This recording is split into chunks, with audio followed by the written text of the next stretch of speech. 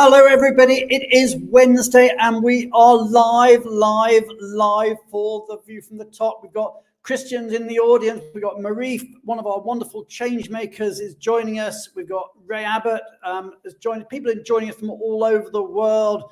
Cara's there. I can see Stephanie is in the house from Philadelphia. Ada from Montreal. Yvette. People are coming up from all over the world. It is so exciting because it is such an important show today. Today, we're going to be talking about what makes a great global mobility woman leader. So this is the show that is going to focus very much on women leadership within global mobility. We've got Christina Uruta backstage. She's going to be joining us she's in our green room at the moment, and she's the founder of Women of Global Mobility. So we got her on the show. We've also got the legendary Sandeep Anand, who's going to be talking about visionary leadership and what makes a great woman leader. And then the reason we're doing all this, apart from the fact, of course, it's hugely important, is the same time today we are launching our top 100 list for 2024. And this year's top 100 list is Global Mobility's top 100 women leaders.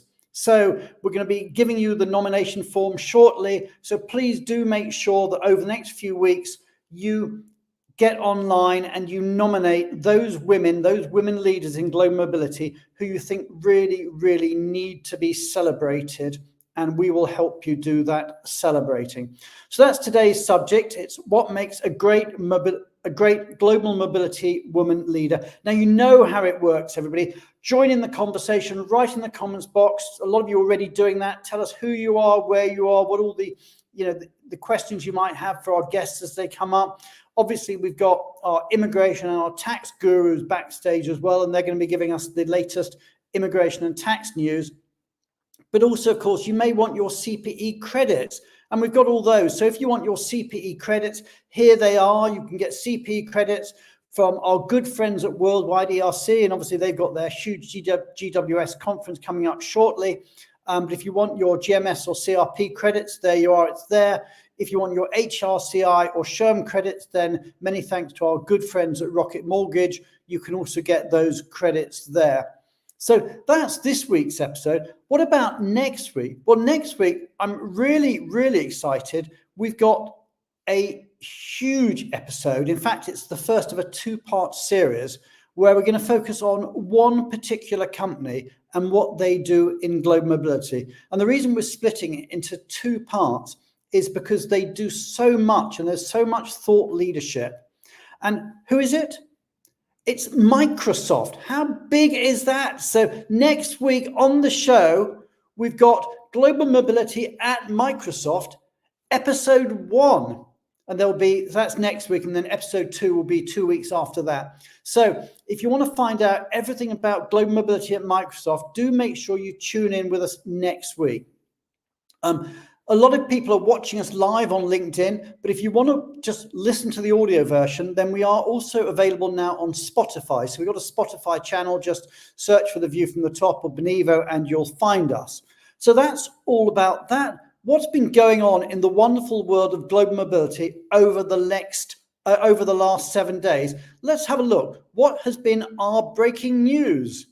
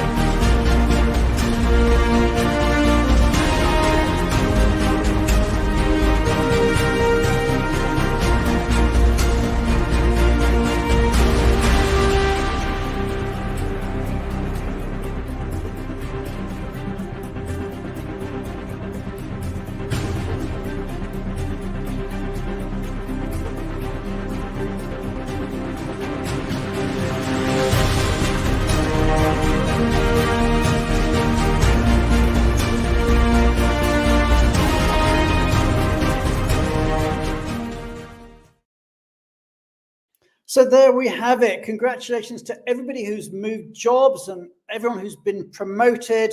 And if you're looking, there's loads of jobs out there. As you see, we posted quite a few jobs out there.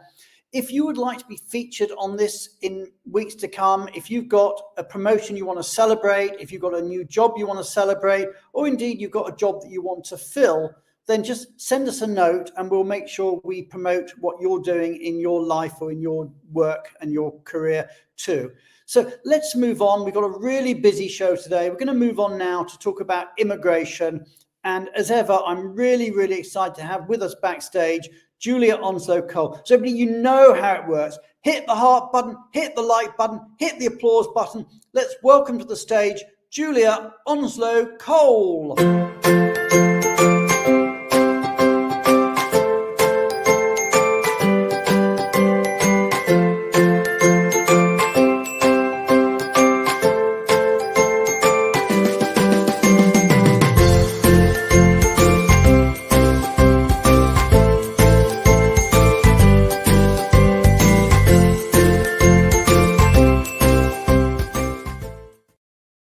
Hi, Julia. Hi, Brian. Hi. Hi. Now, you've been gadding about a bit, so tell us a bit about your travels and what you're going to be talking about today. All right. So last week I was in Mexico and I was going to do a Latin America update, but I will do one next week. But then I went from Mexico to the Labour Party conference in Liverpool, and then I left there today, and then I'm now at the Grove Hotel, and it's Fragamon's big EMEA conference. So we've got lots of clients coming from all over the world. They're all coming this afternoon for our EMEA conference, and then I'm going out to the Middle East at the weekend. Wow. So, well, wishing everybody well with your wonderful conference at the Grove Hotel. I know it's a spectacular venue. And I know you've been at the Labour Party conference, and the Labour Party, of course, is the government, party in the UK. So what's all the goss that you've been getting from there? Yeah, right. So for basically the Labour Party was out of power from 2010. So this is a big, momentous moment for them. They won the election. It's their centre-left party. They won the election in the summer, and this is their first big party conference. Unfortunately, the weather was terrible, and I think they underestimated the interest that they would get from business and just general public. And there was over 30,000 people trying to get into the conference centre.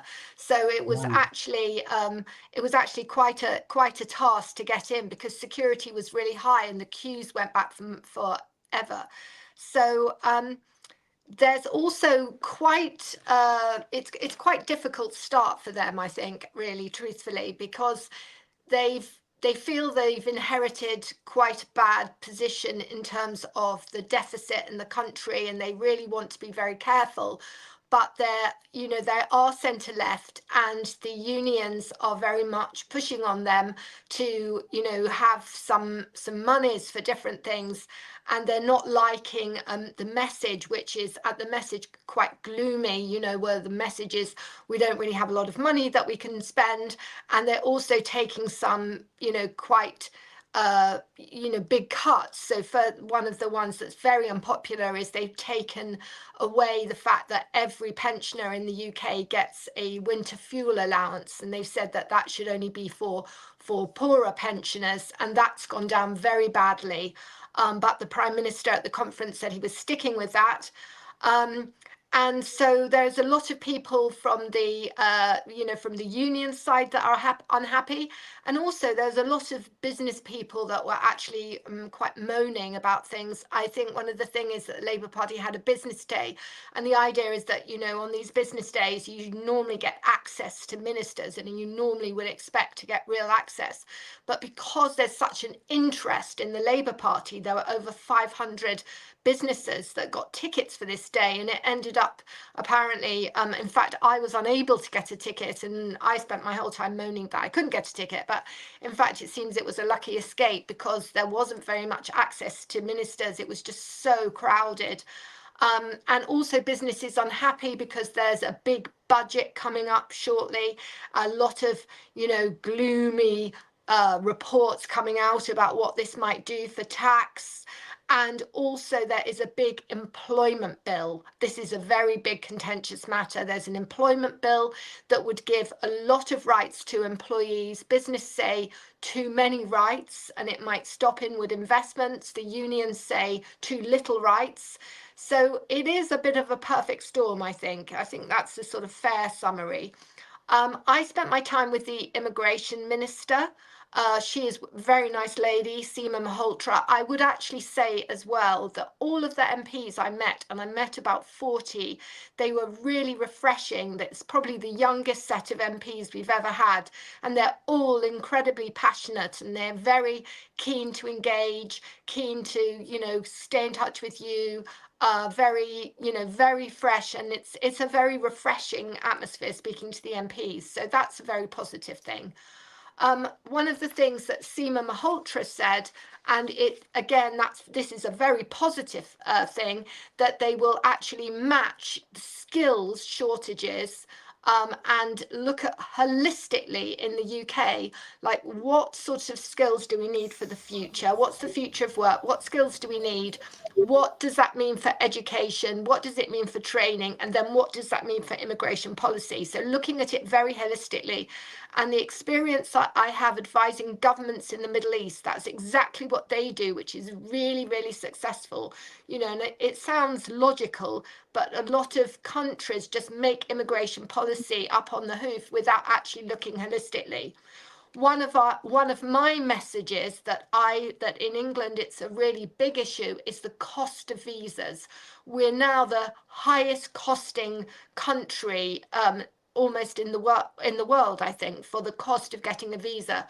So a family of 3 coming to the UK on a skilled visa would need to find 24,000 in visa fees, and an employer another 5,000.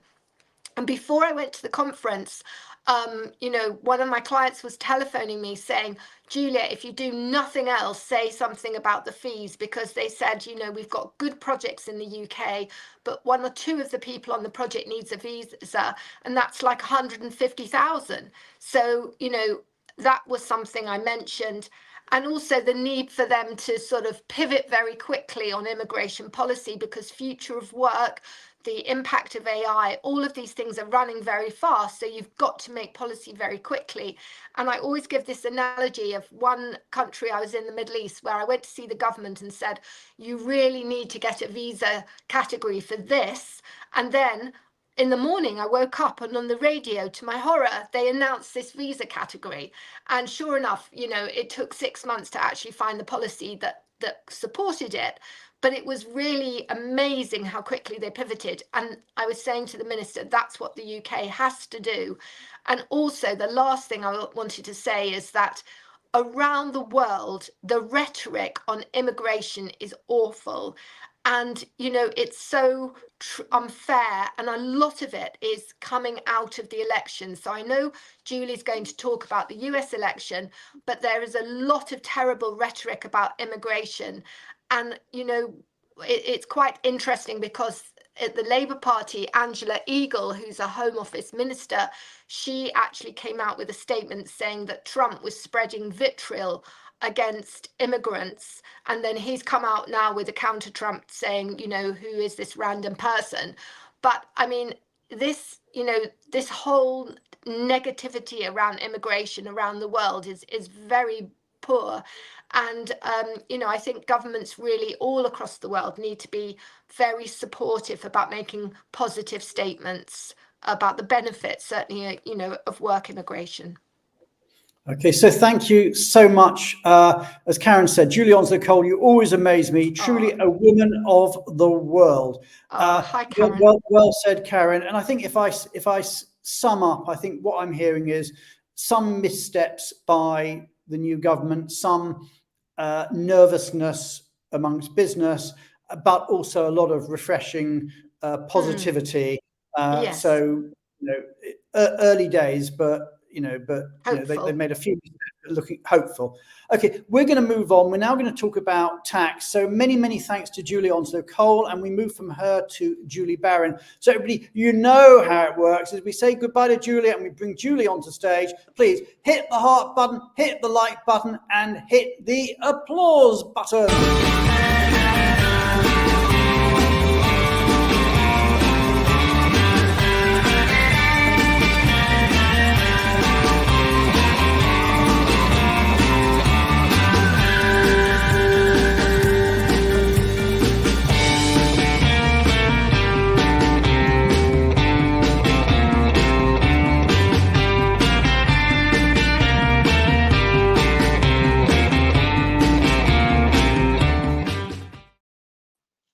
Hey, Julie. Hello, welcome to Brian. The show again.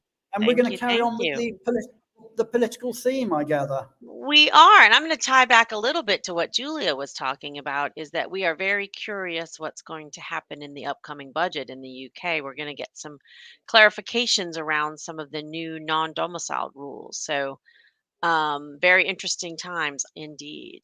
But I think that's scheduled for the end of October. But yeah, it is 40 days until the election here in the US. So lots going on in the world of politics. I, of course, am here in Washington, D.C., so right in the heart of it all. And I know I gave an update on elections maybe a couple months ago, but I just thought I would give another update on some new stuff, that because, of course, the candidates are both out on the campaign trail and they're promising lots of things to all of the potential voters because they are trying to win votes. So interesting times indeed when they're out there on the trail promising things that really they can't deliver. So with that in mind, a couple reminders is the biggest thing is the extension of an act from 2018, which was the Tax Cuts and Jobs Act. That was a Trump administration tax cut. It reduced corporate rates, it reduced individual rates, but it also took away some deductions. So the biggest one that affects global mobility is the deduction for moving expenses. So part of TCJA was the fact that in the US, you can no longer deduct moving expenses when you're moving for a job. And if your employer pays them, they're no longer excludable from your income.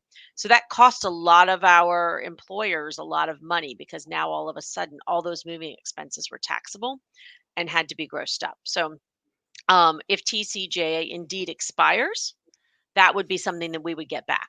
So now all of a sudden, moving expenses would be excludable from income again. So there's a little piece of good news.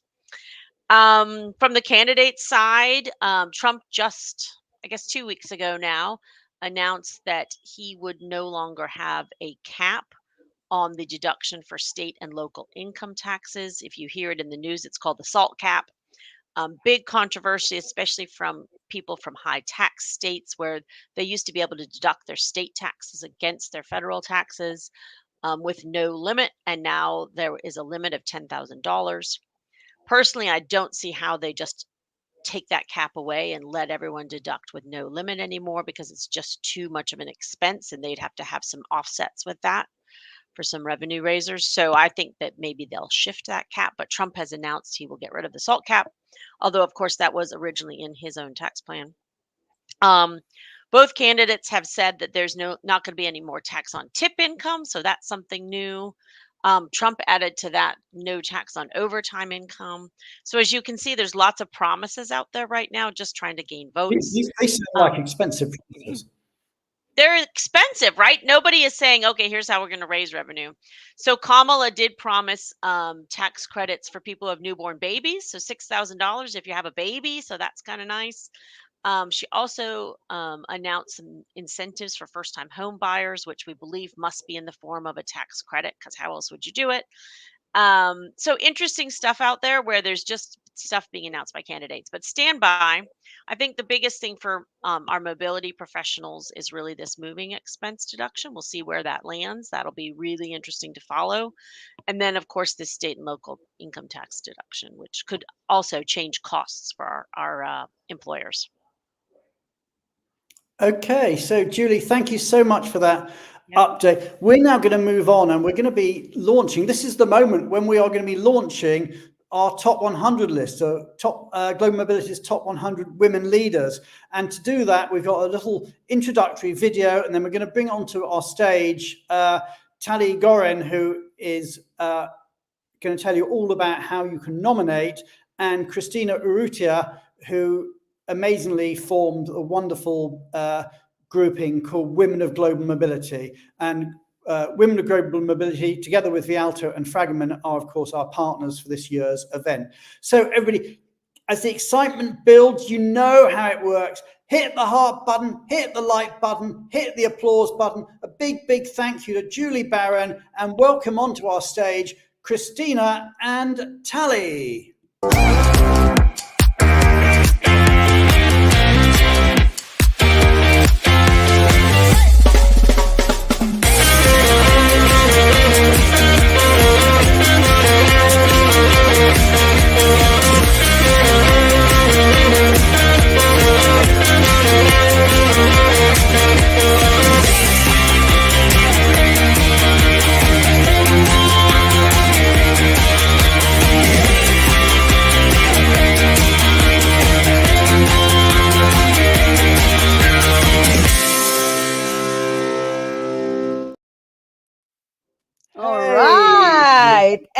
And I just posted the link, so you can start now. This is the time. Let's get it started. Okay, so the link is live. If you want to start nominating people, that's it. It's top100.benevo.com/nominate.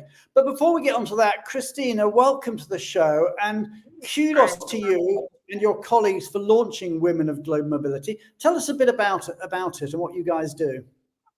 Sure. So, Women of Global Mobility is still in its infancy, but we are about 2 years in. We were founded in 2022 as a way to help women in our industry connect, engage, and grow.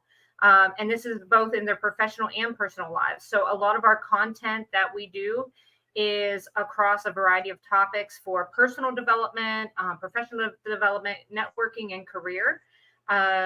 And right now, as of a couple of weeks ago, we are over 500 registered members across a variety of all of the industries, both corporate and supplier both. Cool. And we're so fortunate to have you supporting. Sorry, Brian. Yes, no, I'm excited. I'm so excited to support this. And I know you said you've got an event. Is it today? You've got an event? We do. So, I'm normally in Mexico, but today I'm in gray San Diego. It is not very, the marine layer has not burned off yet. I'm excited for it, but we have an event coming up today for corporate only. We're talking about women empowerment in HR roles and how we can support women in the workplace. And then we do have a couple more events coming up in October 10th in Denver, October 22nd and 25th in National Harbor, Maryland. So check us out and come out and hang out with us. Well, let me just say that you got a friend in the View from the Top. We will always support Women of Global Mobility. I think it's an amazing thing you do. Now, Tali, tell us about our top 100 list this year. Tell us a bit about it and how people go about nominating. So the way we define global mobility woman leader is a woman that is in a regional or global corporate leader, who's inspirational and empowering. So someone that from your colleagues, and they're just amazing and they're just inspirational. So we open nomination today, and I shared the link. So you have the link for that, and nominations will run until November 13. Then we're going to close it and process everything. And then we're going to have the big reveal show on December 11th, where we're going to meet Christina again. And we're going to also meet our other partners, or Vialto partners and Fragment for that reveal show. And until then, just go into this link at the bottom, and the form will allow you to nominate up to 10 leaders. But if you re-enter, you can nominate even more. One thing that you should note is that by default, your name will be displayed. So I think it's a wonderful thing. So the women that you'll be nominating will know that you nominated them. However, you can tick off the check mark there, and then you're going to become anonymous. So you don't have to be known, but I recommend leave it, of course. And also the form allows you to give a reason why you're nominating that particular woman. True. But equally, you don't have to. That's not a compulsory field. You can just put the name in there. So Yvette's asked the question, is there anything specific for women of colour? And the answer is no. We have done lists in the past. We've done we did top 100 diversity champions. We did a list like that a while ago. This one is Global Mobility's top 100 women, but there's nothing specific for women of colour in that list. But I can assure that the list is going to be diverse, and so rest assured of that. And please start nominating. Yeah, as I said, you can nominate as many as you want. The form defaults to 10, but you can nominate as many people as you want, and the more the merrier. And let's see who makes the final cut as we sort of announce the as we announce it. I said nominations close on the 13th of November, so you've got a few weeks to make the nominations, and then 11th of December is the date that we actually reveal who is on the list. So really, really exciting. How about that? So Global Mobility's top women leaders. Many thanks to Christina for being on the show with us. And of course, many thanks to Julia Onslow-Cole and Julie Barron, whose organizations are both Fragment and Vialto, also our partners in this amazing initiative. We're now going to move on, and I'm so excited. We've got waiting backstage one of the most impactful and thoughtful and visionary women global mobility leaders in our industry today, the wonderful Sandeep Anand. So everybody, as we say goodbye to Tally, as we say goodbye to Christina, and as we welcome to our stage Sandeep, please, you know what to do, everybody. Hit the heart button, hit the like button, and hit the applause button.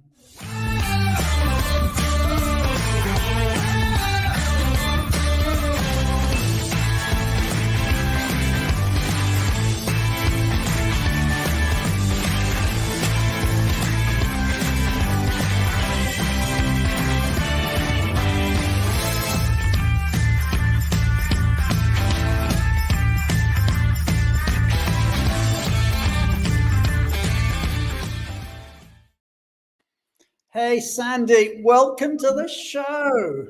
Hello, Brian. Good to see you.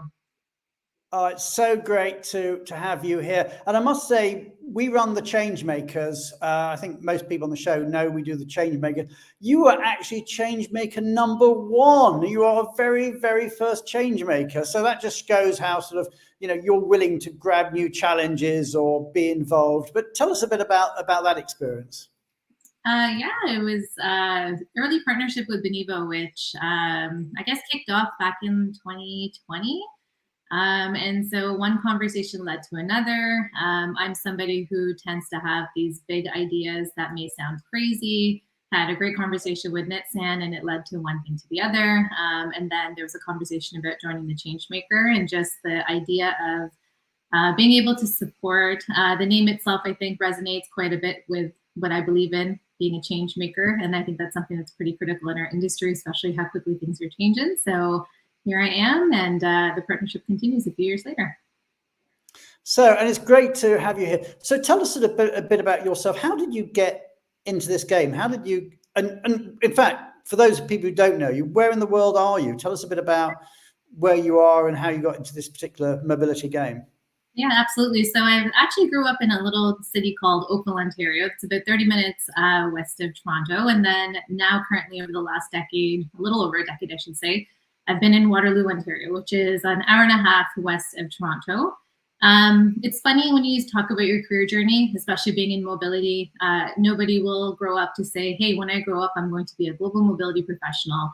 The unfortunate part is part of your HR journey or your career journey or your education journey, no one actually has an idea of what mobility is. So I can confidently say I fell into it. I did my undergraduate at the University of Waterloo, majoring in psychology, specialized in HR. Love the psych aspect of it, but knew quickly, being a research assistant during my co-ops, I did not want to go into grad school, I was really wanting to get ahead and go do the corporate thing. Okay, we might get into that later, actually, the psychology of mobility. That's an interesting area, but okay, but we'll park that for the moment. We'll get into that, I think, maybe a bit. So anyway, so you studied psychology at uni and HR, and then what happened? Yeah, and then I ended up taking HR as my line of sight. I ended up as my first employment opportunity 1 week after graduating my undergrad at BlackBerry. Moved around quite a bit as an HR professional, made the naive assumption that all you do is recruit. So walked in wanting to become a recruiter. 1 year later, quickly found out that wasn't my jam.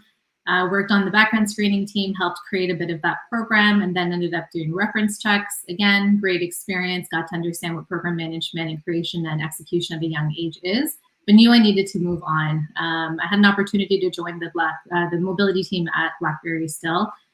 Started from the ground up. I was a mobility coordinator. I remember first day on the job, I had to just file away all of the relocation documents onto our online drive.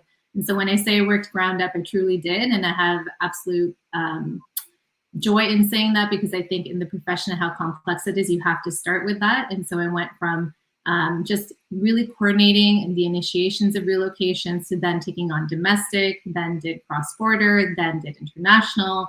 All of this then leading to international assignments, really looking at the complexities that go along with that. And so really did grow up in mobility. I say this now and I kind of laugh at it, but for our first solid 3 years of my career in mobility, I did fight the profession. I think, again, naively, people assume your mobility career is just about moving people, and I fell into that as well. Little did I know what potential there is in the industry and how much of an impact you can have as a strategic leader as an organization. And so I quickly, not quickly, it took me a little bit of time, I should say. So moved on from BlackBerry. There was an opportunity with Target Canada. Unfortunately, that did not pan out. I think everybody does this at least once in their career, but I only stayed there for 4 months. It just was not the right fit for various reasons. But I did have the opportunity. That's a really great tip there. So if you take a job and it's not right, get out.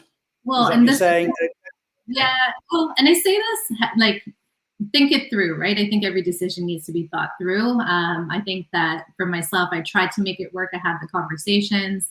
There was a mismatch between what I was told I would be doing versus what I was, and just where I wanted to head my career into. And then I had the opportunity to jump over to Sun Life Financial as a senior mobility consultant. And that to me was the right fit for where I was in my career. Very much about the traditional complexities of a mobility program. So international assignments, you've got your equity, payroll compliant, shadow payrolls at a global scale, dealing with executives. So I got to really get my hands into all of the nitty gritty of assignments and true mobility work. And then I spent about 2 years there. But what I found at that point, what was missing for me was an element of creativity. I felt the world was shifting a little bit. I felt that the mobility industry could be done a little bit differently. And so for myself, I really wanted to become a bit of a quote unquote change maker, if you want to call it back then, or a bit of an innovator in the sense of, could we do this differently? And then I was very lucky to have the opportunity to go over to Shopify. I started in December 2015. The organization itself was just about 1,000 people. We were 5 folks in Toronto and HR. And my role at that point was just to focus on the Canadian relocation program. And so nothing was truly built. And so they needed me to come in to create the program, really help execute and make immigration a little bit easier for the folks coming into Canada. Little did I know what I was walking into. The old LMO process, which was taking about 12 to 18 months for folks to come in, was the forefront of Canadian immigration. And it's what you do with an opportunity. I had the opportunity to go and speak at roundtables with the immigration ministers and just really help influence legislation in the sense of saying, these are the things that a tech company in Canada require. These are the lack of skills that we have. Here's how the benefit would be coming into this organization, as well as to the country itself, opening up additional jobs, and for a high growth company at that point, what the benefit would be. And so a really great exposure quickly on. But what I'd like to really just focus on is the idea that I came into this small idea of a relocation program. Within 2 years, the company exploded and became very global. So let's delve into some of this a bit. I mean, obviously you've been with 2 companies there that were in their day thinking of BlackBerry and later Shopify, really fast growing tech companies. But just tell us a bit about yourself, because I want to get into the women's side of women in global mobility. And from a family perspective, I know we saw some lovely photos there. So I think you're a mum of 2, and you've just been celebrating your 10th wedding anniversary, I think you told me earlier. Yeah, that's right. So yeah, There we proud go. mom. They're my girls, Harlene and Gianna, and my husband KP. We did celebrate our 10th anniversary just this weekend. So yeah, we got that. So cool. So they are. So I mean, I suppose I'm going to get onto a subject. I want to get onto sort of leadership in a moment, but just seeing the kids there, I just want to get into this question of parental leave and managing and being a mother as well. So there's the parental leave bit, and then there's the sort of, when you're back, and there's, motherhood. But parental leave, what tips would you give to someone in terms of managing their own parental leave, and what were the issues that came out for you during that period? Yeah, no, absolutely. So I think, like, just as I was mentioning about my career journey, the role itself expanded quite quickly. And so, as you're growing your career from what I mentioned to be the small relocation program to a full-fledged mobility program, global assignments, commuter business travel, et cetera, your life still continues, right? And so in that time, we were still thinking about having kids. But what I found myself to not compromise on was picking one or the other. And with this, having a really, really supportive partner who is also very career driven, but also understands the need for my career as well. That is very critical. And prepping for parental leave, you keep life going as you need to, but then what's really critical is making sure you have a great company and a great manager and the support system internally to make sure that they're going to, continue giving you opportunities right till the end. You choose how you want to manage your leave. In Canada, we have the option of taking up to 18 months. I chose to take 12. Just knowing myself, I felt 18 months might be a little bit too long, but also at the same time, the 12-month piece, I didn't quite know as a first-time mom, how would that work out for me? And so to manage that, what really helped was having the ability to have a flexible return and having checkpoints throughout that maternity leave. And so this may not be right for every single parent who's going on leave, and I think you have to do some reflection and understand what makes sense for yourself. For myself, having a complete disconnect over the 12 months wasn't going to work for me because I was a little bit worried about the shock of returning and not knowing what had changed. So having checkpoints throughout the maternity leave, also shutting down, because I think you do have to give, weight to the fact that your baby is only going to be a baby once. So really spend that time. And so really finding that balance that works for you. The reintegration piece is also quite critical as well. And so having that connectivity point throughout the 12 months. And then I did actually a 3-month part-time return to work, which helped me transition from mom mode, singing lullabies and nursery rhymes, to then back to work mode, which is much more about, your forecasting and your goals and your program management and all the complexities that come along with it. Cool. Okay. So, I mean, it's an amazing time, obviously, in any woman's life, in any father's life too. This whole question of sort of being away from work, then coming back to work, and your whole life has changed. And we could do a whole show on that, but we're not. Because I want to talk about women in mobility leadership. And one phrase I know, when I've been looking at sort of what people say about you and what they've said on your LinkedIn profile, they say you're a visionary leader. People make very warm comments about you that worked with you. How would you define that? What is visionary leadership in global mobility? Yeah, absolutely. So I think visionary leadership is just so critical, especially this time and age with just technology and just the advancements in the industry itself changing. And I would describe it as being very much forward thinking, being very comfortable with ongoing change, innovative, and being able to think beyond just the present. And I know that sounds very big and fluffy, and of course it's challenging to do, but I think the biggest thing is to always ask, what is the present? Look at the data to back it up, and then also stay very connected with your networks and your ecosystem. And always, for myself and for my team, if there was ever a time where I said this doesn't make sense, I would make sure that we dove into the why not. Why can't it be done? And I think that line of thinking, and also having an organization that pushed a lot of the risk taking and wanting you to just break that box and think differently, helped. And so for myself, visionary leadership captures all of those pieces. And I was also very driven to also just make a mark across the mobility industry and just try to do things differently, because why not, right? Why can't it be done a little differently? And then finding the right partners to make that happen and executing is obviously the second piece. It's interesting point you made there, that, you know, to be able to think outside the box, someone's got to let you do that as well. And it may be that some organizations are just so sort of rigid and bureaucratic and stultifying in some way that you can be as visionary as you want, but it ain't going to happen. Whereas other organizations, you are lucky to have worked with some, you know, very high profile tech companies, you know, they want to see change. So, I mean, I suppose my question to you now is, we've talked a little bit about visionary leadership, but how do you achieve it? How do you actually get it to happen? Absolutely. So it's never done in silo. Like, you will never be able to create something just because it's in your brain and that's that.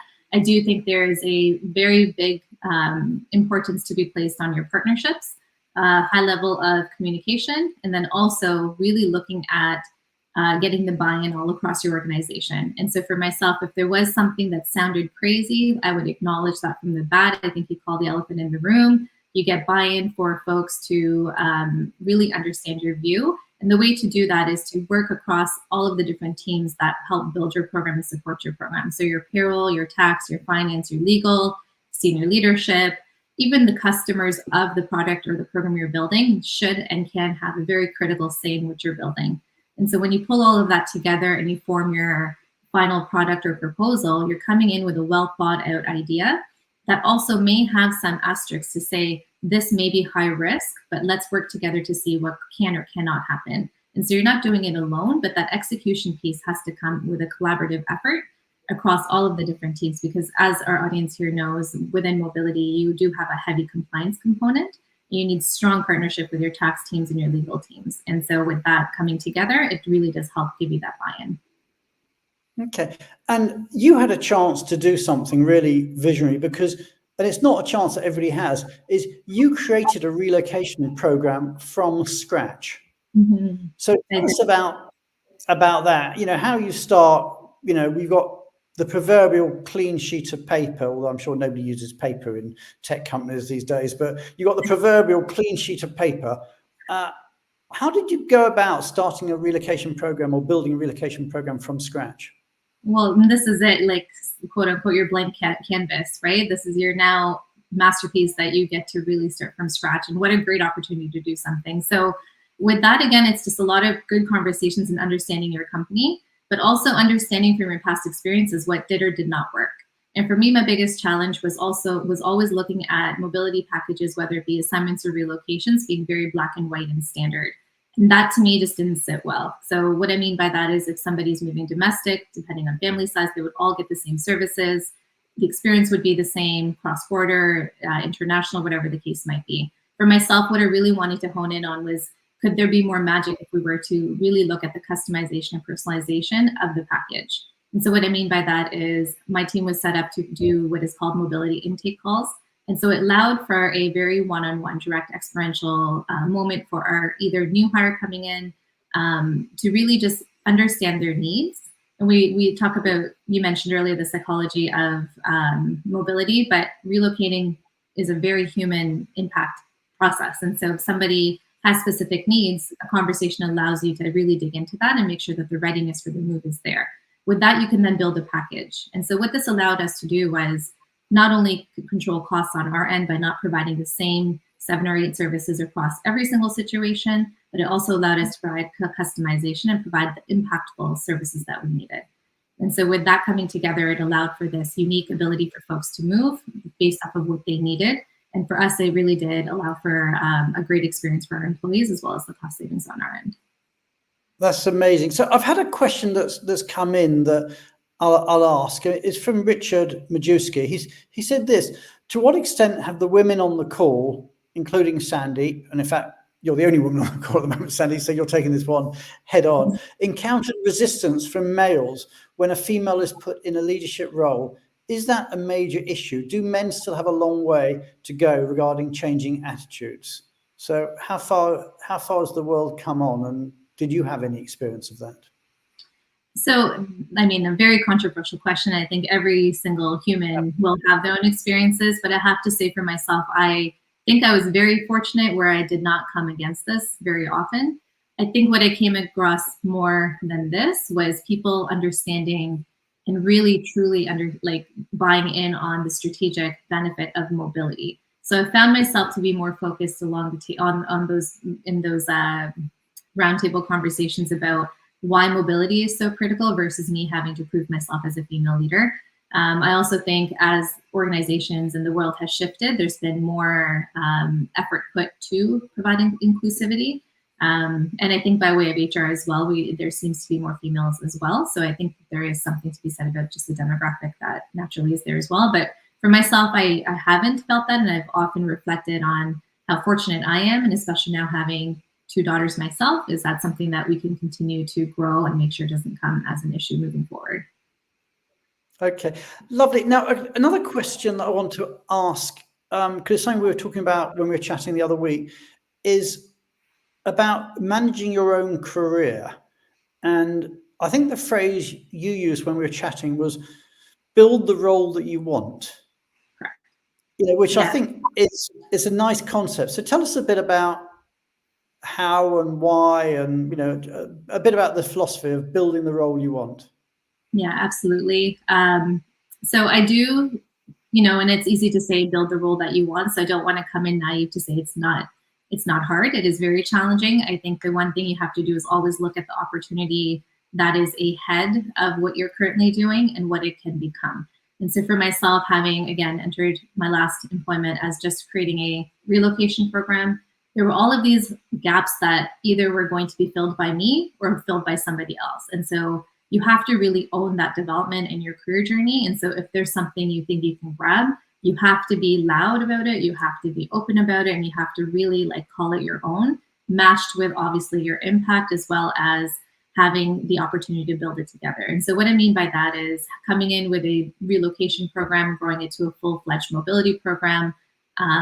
There was also, with COVID coming, a shift in what mobility's strategic position was. So we're no longer just moving people, but we're also helping with the remote aspect of people working from not their home location, but also hiring people where, the entire world is opened up. And so really hand in hand, what came with that is the global operations and expansion work and looking at the location strategy, not just looking at moving people and the mobility piece, but also looking at where do we hire, why do we hire, and getting that sort of strategic conversation up to leadership to say, hey, let's put all of this together. And so now myself and my team are working with talent acquisition to not only identify the best talent, but also helping them understand how they can hire them in the situation where we may not have an entity, tapping into a PEO, GEO, EOR, whatever the case might be, but also then helping them then move on to the execution of the hire. And so really building that partnership. And then last year I had the opportunity to have corporate travel also under my leadership, and bringing together your mobility function, your global operations expansion function, and corporate travel to me just was a great mix of all 3 functions that have so much overlap. And that allows us to then continue expanding your career and your benefit and your strategic position within an organization, as well as just your own professional growth. That's extraordinary. So you've got global mobility, travel, and global expansion all coming together. I mean, that's 3 full-time jobs. Yes. But so I want to move on to another area, and I know it's something that, from a Benevo perspective, I know that we've worked with you on, but one of your, I think, key beliefs is the importance of customization and personalization of the mobility experience. Do you want to just tell us a bit about that and why you believe so strongly in it? Yeah, absolutely. I think it's such a key part of where the world has shifted to right now. I think mobility traditionally was an incentivizing aspect where we would want folks to move because of a corporate need or an employment need or a role need, whatever the case might be. I think now there is just this shift in folks wanting to work from wherever they are. There is opportunities worldwide. As an employer, you're no longer, depending on your structure, of course, restricted by boundaries. And so with all of this put together, there's also no need to have these standardized packages. I think that providing customization with the right technology backed up, and so working with Benevo and trying to customize and create a platform that would support the execution of all of this, it just allows for a better experience for our employees who need to relocate or have this remote hiring need. And then as well as for organizations to really put their energy and money and costs into what makes most sense. And all in all, to me, it just felt like such a great way for a win. And it allows also for this human element to be built into mobility, which I think is so critical. You're moving a person who is a human who has independent needs, and a lot of them also have a family who also will be impacted by it. And so when you think about it as a holistic need, all of that needs to come together, and by providing standard packages may not be the case. And the one thing I'll add to that also is I think there's something to be said about human nature. When you give folks a list of all the things they could get, they're going to take it because it's there.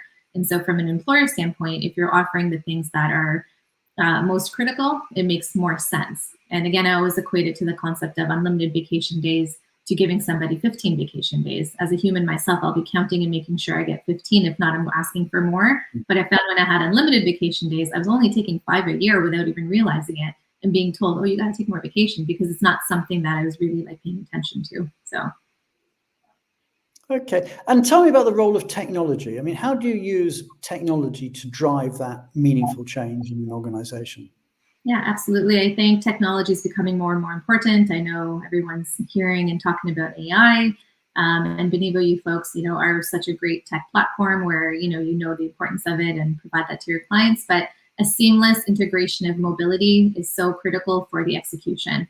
And this is both for your program managers for mobility, how you may interact with your vendors and your partners, the experience of the employee, and as well as just finding the right metrics and the power of quickly giving up to leadership the data that they need to understand and continue to see the strategic position and advantage of having a mobility function, right? And so that's great that you may have had 100 moves in a year, but so what? And I think technology helps really capture that so what, which is so critical to tell the full story of what the impact of your program is, whether it be any cost savings, whether it be even just return on, your ROI of having moves success or not having success, and putting those metrics in. So all around, this is becoming more and more important. And I think with the constant change, we just have to become quickly very comfortable with it and embrace that as it comes. And that'll be key to success for mobility.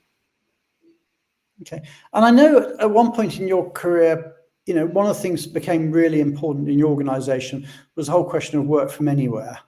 And you had quite an interesting program around there. Just want to share a bit about some of the innovative stuff that you did in those days. Yeah, absolutely. So post-COVID, our CEO at Shopify announced that we were going to be remote, and we called it digital by default. That quickly became digital by design, and there was a lot of intentionality built around what that means. But what it really allowed us to do was work from where you are. As mobility professionals, I think that strikes a lot of alarms for us, because then you think about all of the compliance around it. Oh my goodness, like that one person who might grab that camper and drive around borders and think that they don't need a home base. And so programs needed to be launched to allow for the back-end structure, enabling folks to work remote and make it more of an exciting thing, as opposed to what folks might think they have to create for themselves. And so with this was also opening up the world and allowing the company to grab talent without worrying about where the borders might be. And so really setting up around the globe how we can hire the best talent no matter where they are. Cool. Okay. And we're getting towards the end of the show, but I want to almost as we're in the last few minutes, is bring the show back to where we started. Because you were saying that your degree was in psychology. And it's a subject that I find quite interesting. Is tell us a bit about, as you see it, the psychology of global mobility, both from the end user's point of view, but also from the global mobility manager's point of view. Do a quick psychoanalysis on our industry.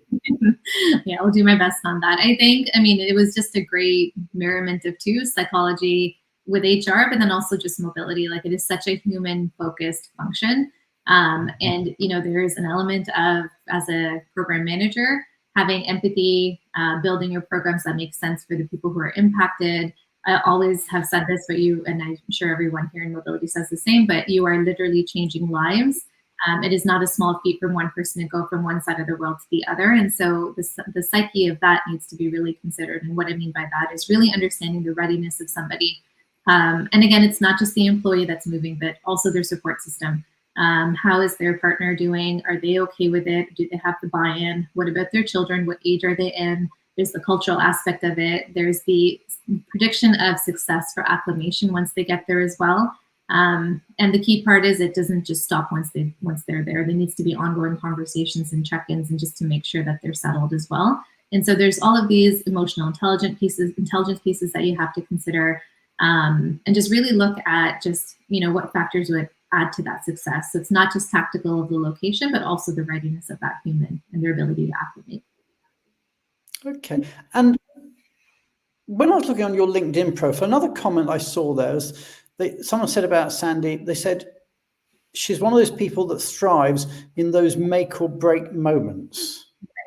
So tell us a bit about that. Tell us what, in your experience, has been a make or break moment, and how people, well, maybe how you survive, but how thrived rather, and how people can thrive in those moments. Yeah, absolutely. I think every day is a moment to make or break, right? I think you got to go in and do your job well. But to me, one of the biggest things for myself was really making sure that the story of mobility was bigger than just they're an executionary team. And to me, that was very important, and something that was a foundation of when I built the program. It was very much about how can I provide that strategic advantage? And by that, having a lot of conversations, really promoting, and then not just that, but continuing to evolve the program. Make or break for me was every single time I took on that next big thing. And so taking on a full mobility function itself, quite a task. We all know the complexities behind that and the ongoing changes and movement around it. But the make or break was really around, now I'm going to expand and take on head first the global expansion, the location strategy, and then me being me wasn't done. And I'm like taking on corporate travel, and then showing ongoing just the merriment of all of that. And so how did I get through that? Is just, you need resilience. You need to be okay to make mistakes. You need to have a lot of good partnerships internally, externally, a good ecosystem, and you need to be real. And I'd say this both with yourself, really, what can you take on? Where are you struggling? And then have a good support system internally and externally to talk through it.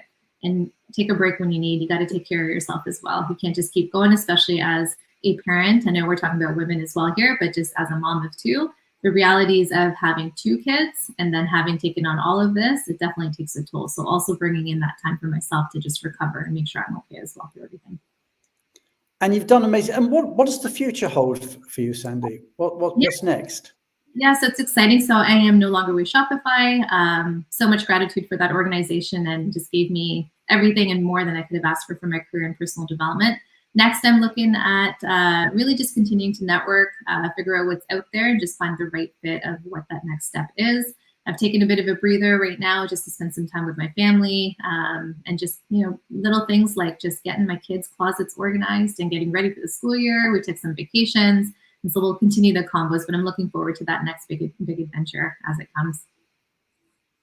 That is so wonderful. I'm going to bring our other guests back onto the stage now. So let's bring on Christina and Julie and Julia and Tally. And I just want to end up really just talking in our last minute or so about the top 100 list. So, Julia, from your perspective, what would make a top 100 global mobility woman leader in your minds? Julia, do you want to shoot first? Yes. I mean, I just think that the difficulty is I could name like 300 women who I think are like top global mobility leaders. I mean, I really think so highly of almost all of our top mobility leaders. I think that the ability to pivot and change, I think that's a really good leadership quality, because everything's been so difficult since the end of the pandemic. I think, with the different ways of future of work, the hybrid working, the way it's all pivoted away from mobility, more about talent acquisition and retention. I also think the fact that companies are cutting costs and how you navigate this, little pathway for compliance. And, I love what was just being said about being more strategic, because again, I think that's the key to success. But this is it's really, really hard to be strategic. And, often you're last to know about the moves. And so all of these things are very challenging. So someone, you know, it's never been such a challenging time to be a global mobility leader. And I have to say, as a mother of 4 daughters, I just think as well with women, it's actually extra hard. I do have to say that. I even, you know, I know things have improved, but I can see with my daughters, you do end up doing the lion's share of everything. Sorry about that, all you men. So, you know, I just think it's a hard world out there for women leaders, and that we've got so many brilliant ones, We should And have we the will. top 500, I think. I've got a Maybe we feeling will end up. I've got a feeling we may end up expanding this list, to be honest, because it is going to be such a problem choosing the top 100. But at the moment there are 100 in the top 100, but we'll have to see what happens. Anyway, we are out of time, everybody. It's been an amazing show. Thank you so much to our wonderful speakers, to Christina, to Sandeep, to Julie, to Julia, to our super amazing producer, Tally, and of course to the amazing audience. It's always great. We always feel honored that you join us every Wednesday. And next week, we are back again, Global Mobility at Microsoft Part 1. And it's going to be a fascinating show, I promise you about that. And of course, don't forget to nominate people. Nominations are now open, and let's make this top 100 list something really, really special. Anyway, that's it. Our show's over time now, so I do need to stop it, everybody. Thank you so much. Have a great week, and we will see you all again this time next week. Take care, everybody. Thank you. Bye. Thank you.